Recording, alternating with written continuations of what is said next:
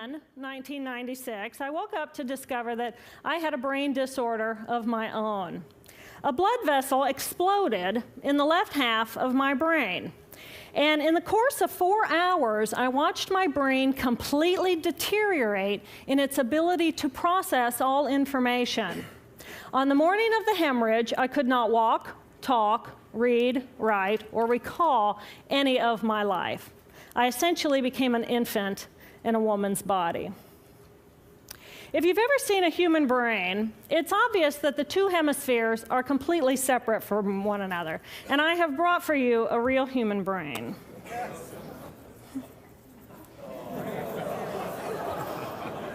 Thank you. So this is a real human brain. This is the front of the brain, the back of the brain with the spinal cord hanging down. And this is how it would be positioned inside of my head. And when you look at the brain, it's obvious that the two cerebral cortices are completely separate from one another.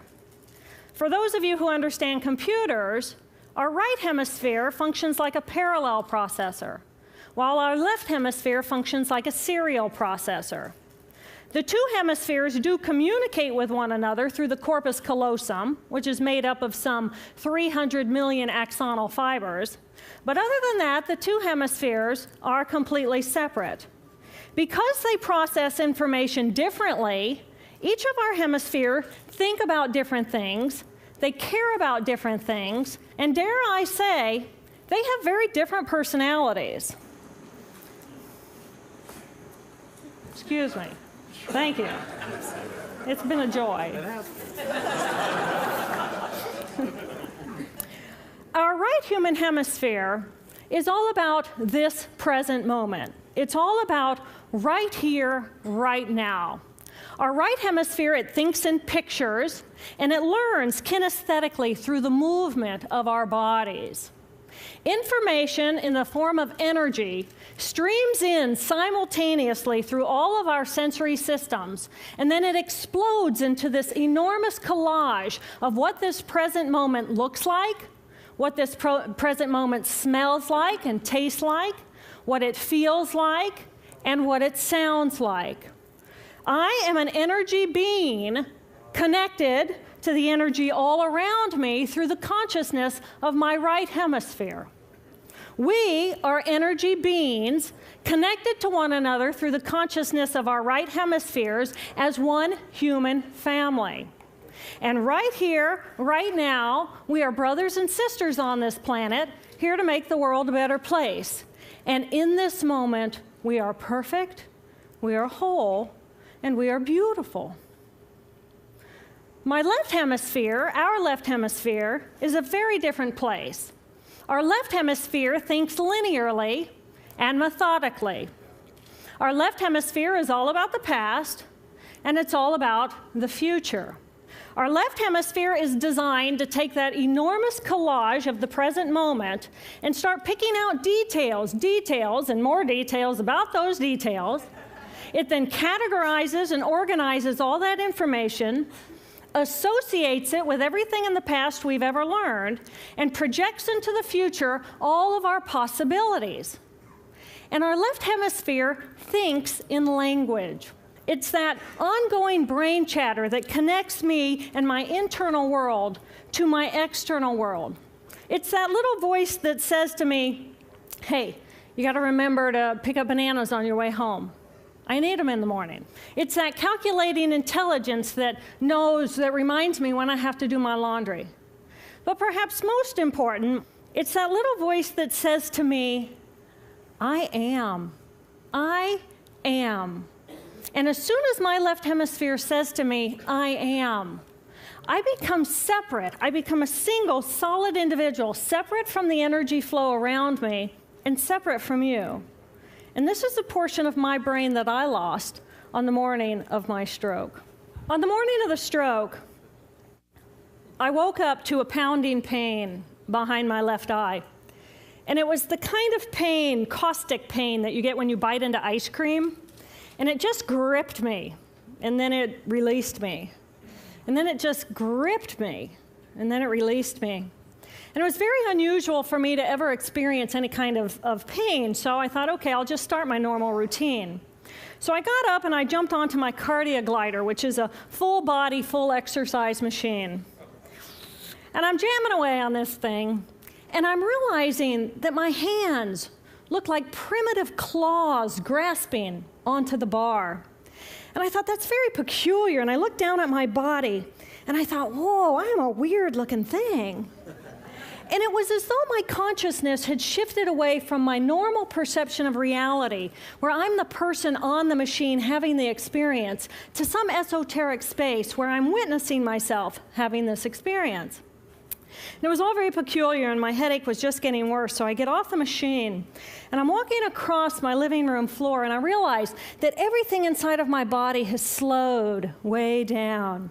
And every step is very rigid and very deliberate. There's no fluidity to my pace, and there's this constriction in my area of perception, so I'm just focused on internal systems.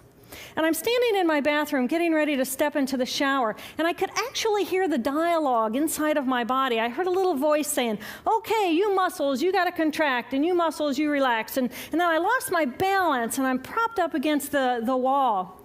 And I looked down at my arm, and I realized that I can no longer define the boundaries of my body. I can't define where I begin and where I end, because the atoms and the molecules of my arm blended with the atoms and molecules of the wall.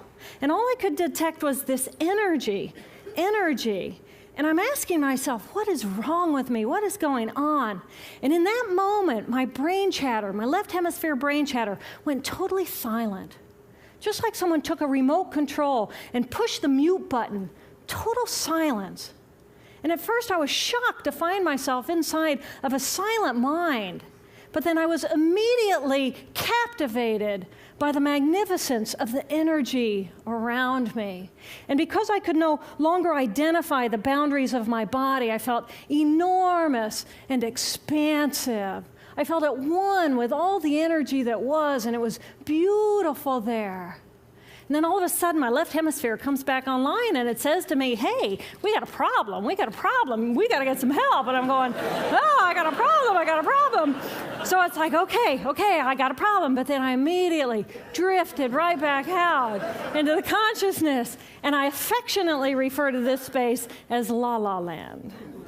But it was beautiful there. Imagine what it would be like to be totally disconnected from your brain chatter that connects you to the external world. So here I am in this space, and my job and any stress related to my job, it was gone. And I felt lighter in my body. And imagine all of the relationships in the external world and any stressors related to any of those, they were gone. And I felt this sense of peacefulness. And imagine what it would feel like to lose 37 years of emotional baggage. Oh, I felt euphoria.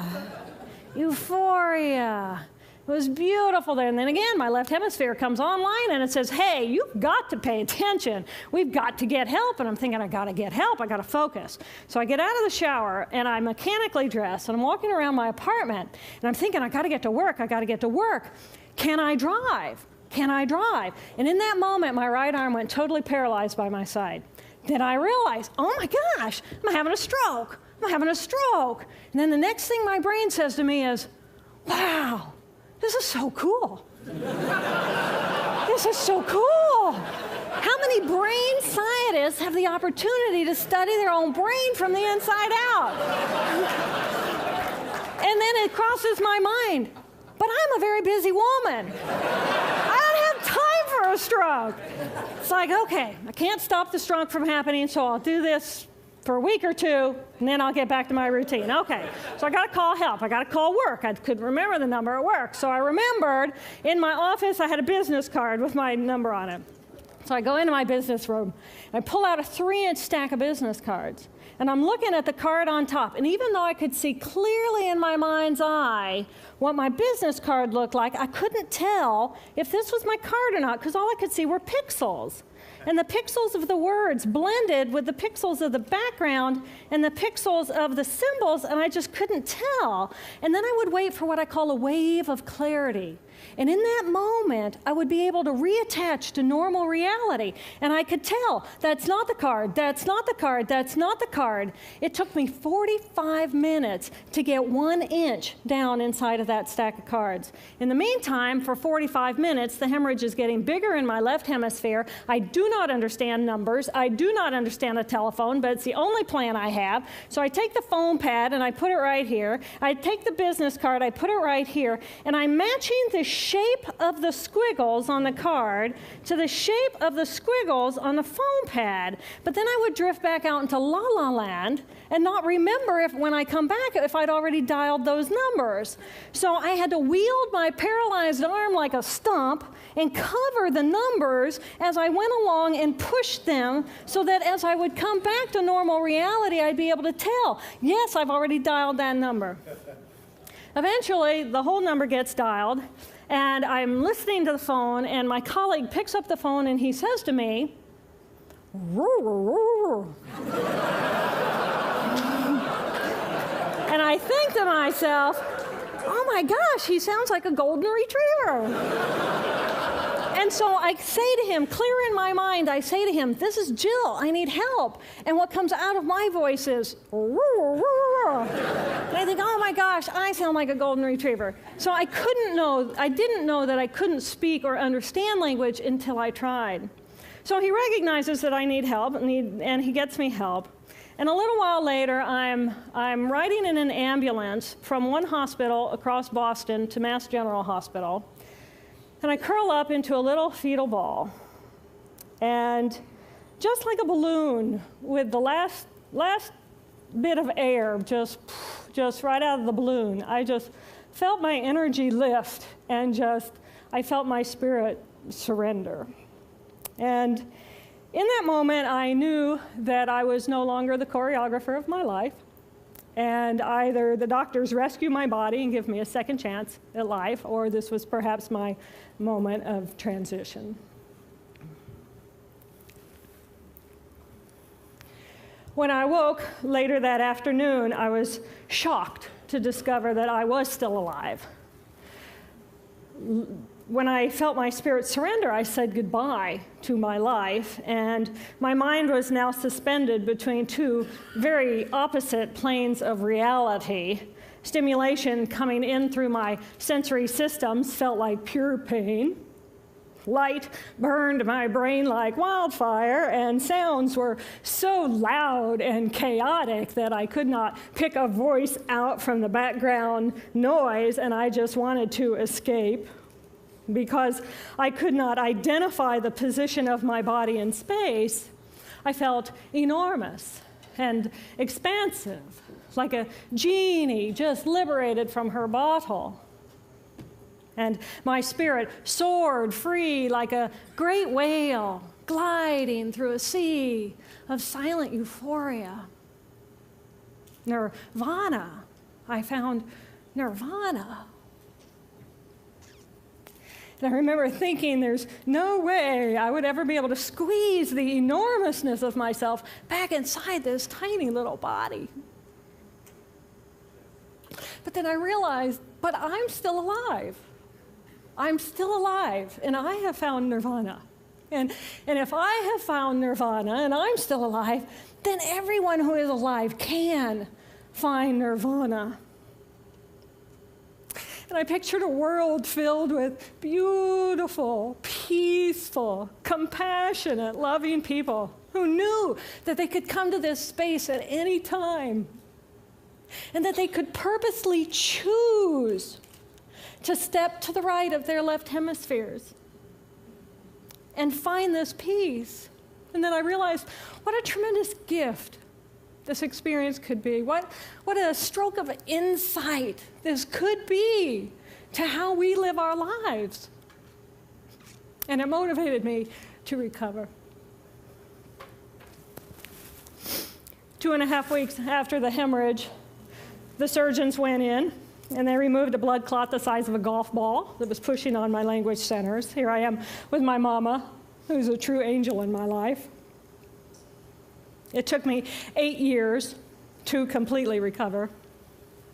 So, who are we? We are the life force power of the universe with manual dexterity and 2 cognitive minds. And we have the power to choose moment by moment who and how we want to be in the world. Right here, right now, I can step into the consciousness of my right hemisphere where I am the life force power of the universe. I am the life force power of the 50 trillion beautiful molecular geniuses that make up my form, at one with all that is. Or I can choose to step into the consciousness of my left hemisphere, where I become a single individual, a solid, separate from the flow, separate from you. I am Dr. Jill Bolte Taylor, intellectual, neuroanatomist. These are the we inside of me. Which would you choose? Which do you choose? And when?